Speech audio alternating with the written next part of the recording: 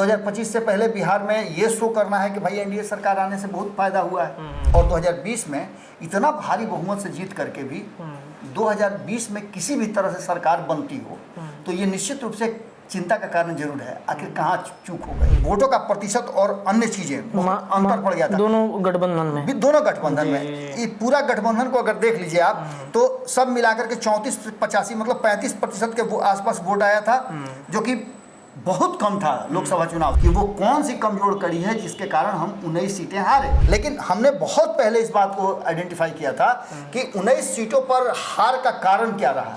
Panorama group, जो सोचता है वो करता है, आपके अपने सपनों का आशियाना। नमस्कार, भारत लाइव पे आप सभी दर्शकों का बहुत बहुत स्वागत है। चर्चा करेंगे तेजस्वी यादव बिहार के अगले मुख्यमंत्री बनने वाले हैं कि नीतीश कुमार ही एक बार फिर से रिपीट करेंगे।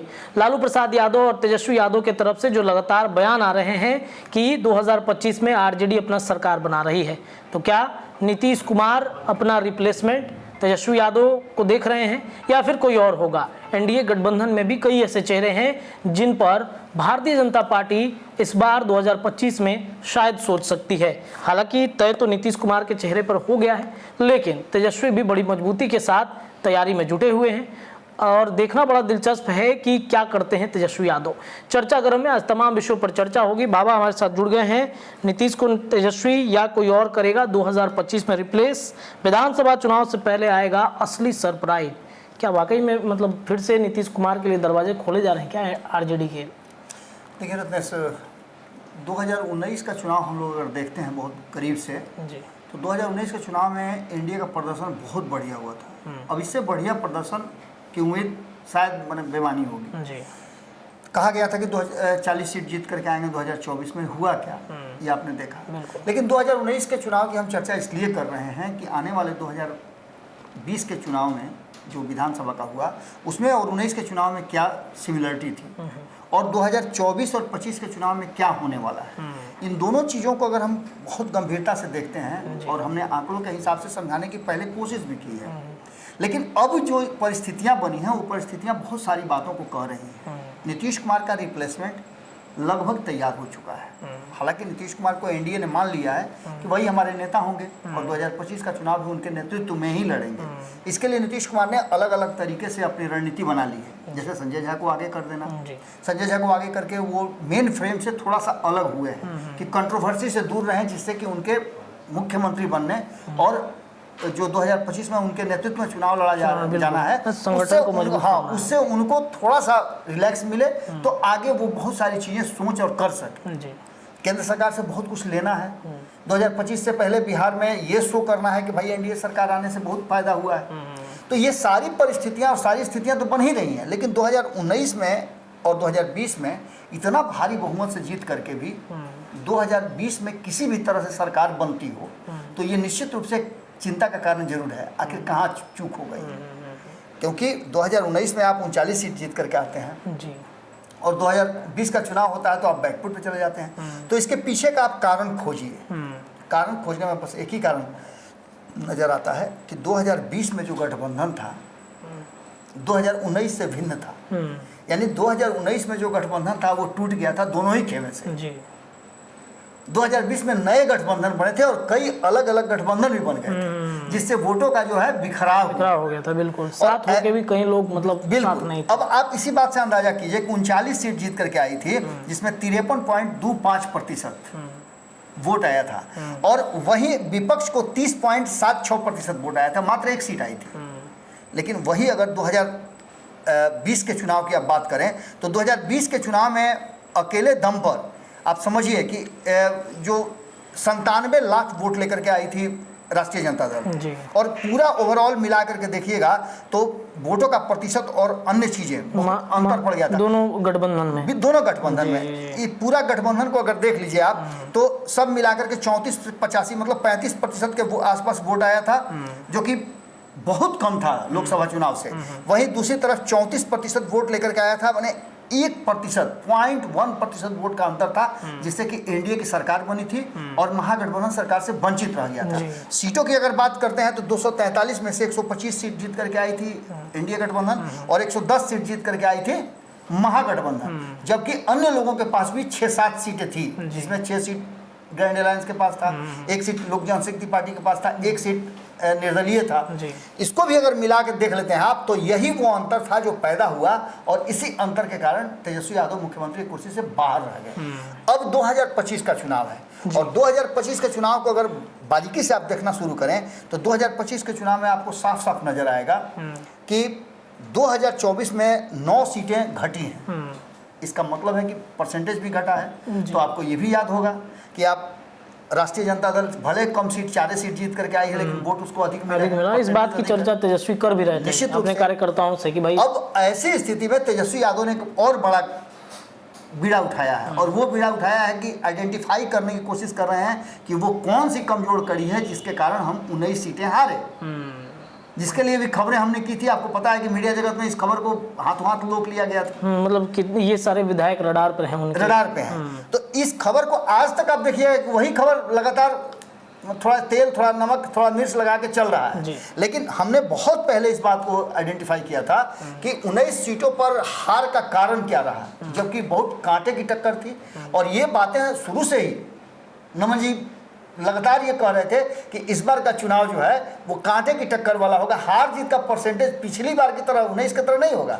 हार जीत का आंकड़ा बहुत ही नैरो लाइन पे होगा और वो देखने को मिला।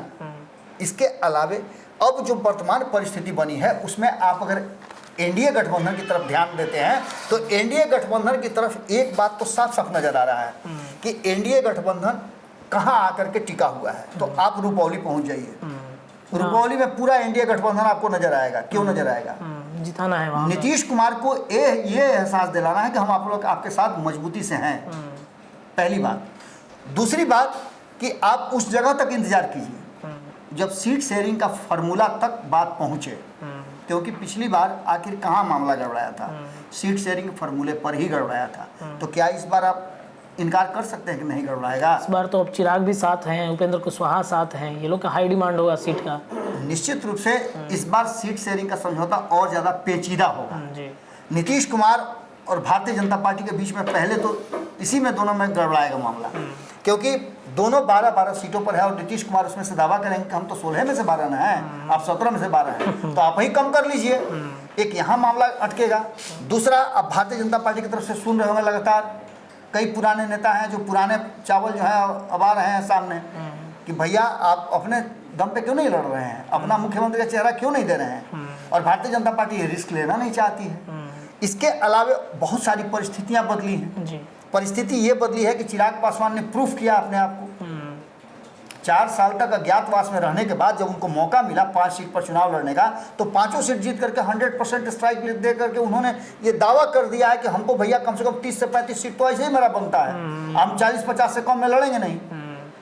क्योंकि सबसे बढ़िया प्रदर्शन जो लड़का नंबर 1 में आएगा उसको इंजीनियरिंग कॉलेज में लेके जाएगा, सबसे टॉप इंजीनियरिंग कॉलेज में एडमिशन लेगा जी। बिल्कुल बिल्कुल। कहाँ लेगा वो दूसरे तीसरे दर्जे के कॉलेज में, तो वो दावा करेंगे। इधर जीतन राम मांझी भी दावा करेंगे, 6 तो उनका बनता है।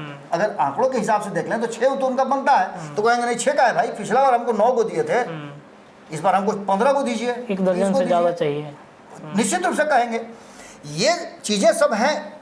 रुपौली विधानसभा अगर नीतीश कुमार जीत जाते हैं तो नीतीश कुमार पर दबाव बनाने का एक बड़ा नैतिक दबाव बनाने का एक मौका मिलेगा उनके घटक दलों को कि भाई हम आपको जितवाए। जी जी बिल्कुल। अब जितना सीट आपको मिलेगा उतना आप जीतिएगा, ये गारंटी मान के चलिए। लेकिन एक भोजपुरी में कहावत है कि बड़का खोलते रहेगा नहीं बाबा। अब ये 4 को जो खाली सीट हुआ है, जो लोकसभा जीत करके लोग गए हैं, रुपौली रामगढ़ का, तरारी का, बेलागंज का, रुपौली तो ऑलरेडी चल रहा है। लेकिन बाकी की जो 4 सीटें हैं उस पर जब जैसे चुनाव होगा तो फिर एक बार आपकी अग्नि परीक्षा शुरू होगी।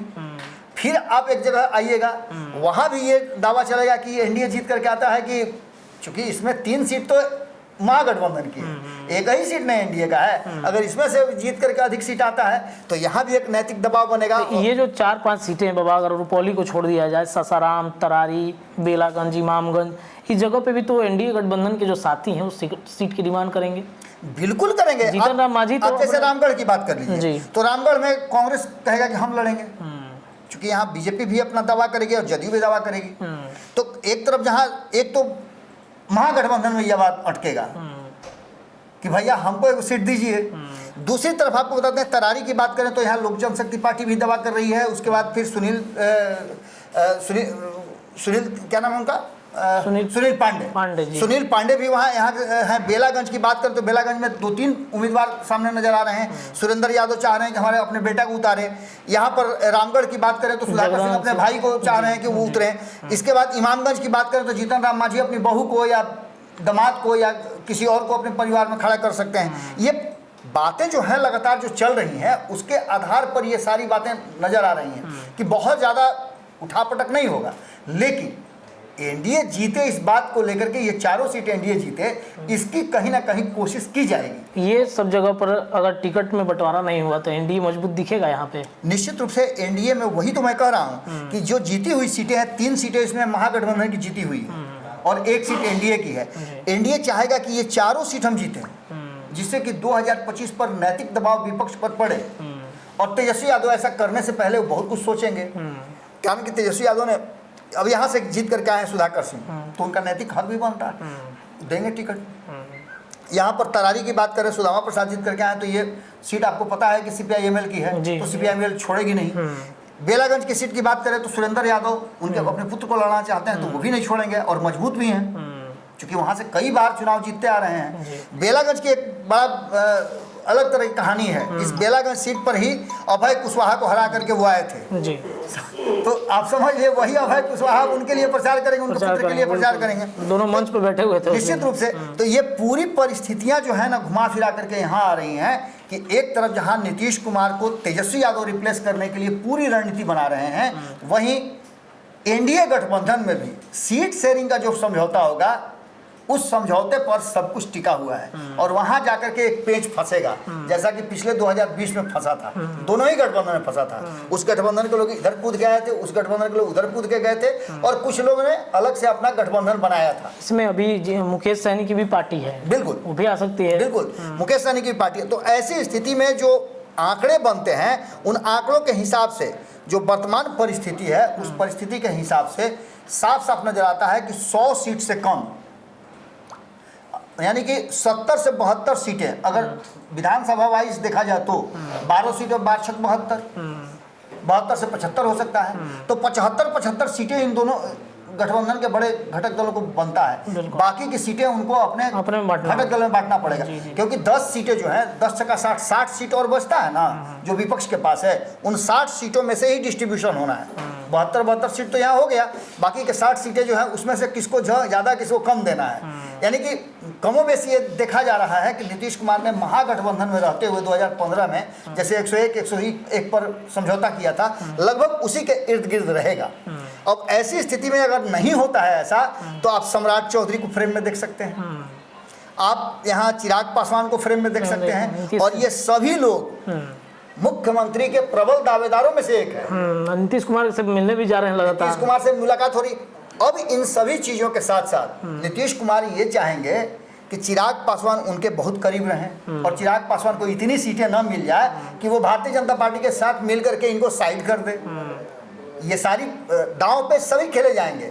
यही कारण है कि कहीं ना कहीं जो मेन सरप्राइज है वो विधानसभा से पहले अभी आना बाकी है। चिराग पासवान को बार बार नीतीश कुमार बुलाते भी हैं, पैर छू के आशीर्वाद भी लिया है, मतलब अपने तरफ खींचना चाहते हैं कि तुम रहो इधर। देखिए, चिराग पासवान की एक विशेषता रही है, रत्नेश आप लगातार चिराग पासवान को देख भी रहे हैं। जी।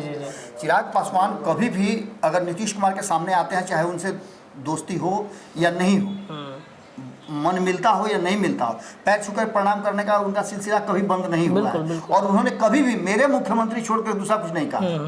तो ये सारी बातें तो नजर आती हैं और ये स्ट्रेटजी का हिस्सा भी हो सकता है, लेकिन सबसे बड़ा सरप्राइज जो है वो सरप्राइज अभी आना बाकी है। और सीट शेयरिंग का समझौता जो हाँ आएगा ना, तो ये आप एक बार बात समझ लीजिए कि फिर कहीं ऐसा ना हो कि गाड़ी पटरी से डिरेल हो जाए। ये क्या सीट बंटवारा अगस्त में होगा? लालू जी दावा कर रहे हैं। नहीं, अगस्त तो छोड़ दीजिए आप, सीट शेयरिंग का समझौता जो है 4 सीट का जैसे ही चुनाव खत्म होगा वैसे आपको करना होगा। लोकसभा में आपके हार का एक कारण ये भी रहा है कि आपने बहुत देर किया सीट शेयरिंग का समझौता तय करने में, इसका भी एक बड़ा कारण हुआ।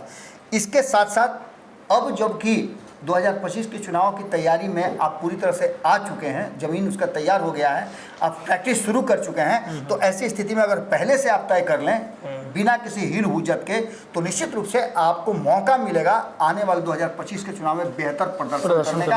आपको अपनी शक्ति भी पता होगी और ज़मीन पे उतर करके आप उंगली डाल करके चेक भी कर सकते हैं कि यहाँ का तासीर कितना गर्म और ठंडा कितना गर्म है, ठंडा है ना। तो निश्चित रूप से सरप्राइज है। चलिए देखिए, सरप्राइज 2025 चुनाव से पहले आना बाकी है। कौन सरप्राइज देगा? एनडीए देगा, महागठबंधन देगा? चर्चाएं लगातार भारत लाइव पर हम करते रहेंगे। फिलहाल के लिए इतना ही। जुड़े रहिए हमारे चैनल के साथ, खबरों का सिलसिला लगातार जारी है। बहुत बहुत धन्यवाद। पनोरमा ग्रुप, जो सोचता है वो करता है। अगर ये वीडियो पसंद आई और वह बिहार के राजनीति और बिहारियत से सरोकार रखेनी तो सब्सक्राइब बटन दबा के चैनल के सब्सक्राइब कर ली। ओजे एगो घंटी बा, ओकरा बटन दबा देला से कुल सटीक और मारक खबर रुआ मुफ्त में मिल जाई। अगर रुआ पत्रकारिता के हमनी के नया प्रयोग में सहयोग कर चाहतानी तो ज्वाइन बटन दबा दी। पेटीएम नंबर नोट कर ली 9386816700। धन्यवाद।